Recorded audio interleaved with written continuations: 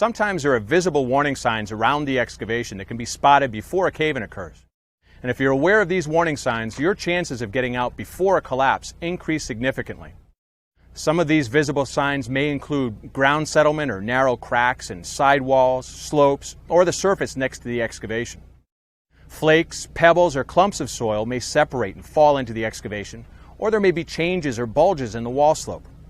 If you notice any of these signs, get out of the excavation immediately and get your coworkers out too. A life is too high a price to pay to overlook any one factor or warning sign. Cave-ins are possible, they can happen if you're not careful, but they can be prevented.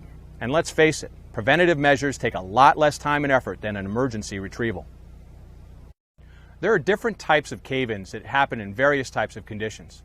For instance, a spoil pile slide is probably the most common type of cave-in. It occurs when dirt is piled too close to the edge of a trench. A shear wall collapse occurs most frequently in clay or layered soils. Part or all of one side of the wall begins to crumble into the trench, along with the weight of the spoil pile.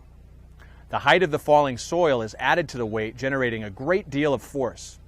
An average collapse of 2 to 3 yards of soil can weigh 4,000 to 6,000 pounds, or nearly the weight of a pickup truck. A lip slide may be an indicator of a potentially more hazardous collapse to come. A belly slough often occurs in areas near underground utilities or where running water is present. This type of slide occurs when softer soil weakens under the more stable soil.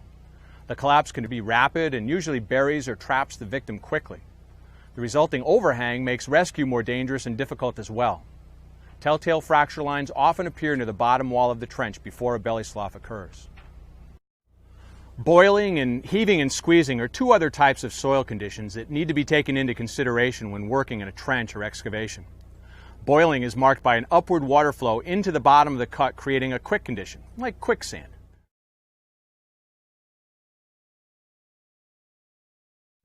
Heaving and squeezing is a downward pressure created by the weight of surrounding soil or adjacent equipment that causes a bulge in the bottom of the cut.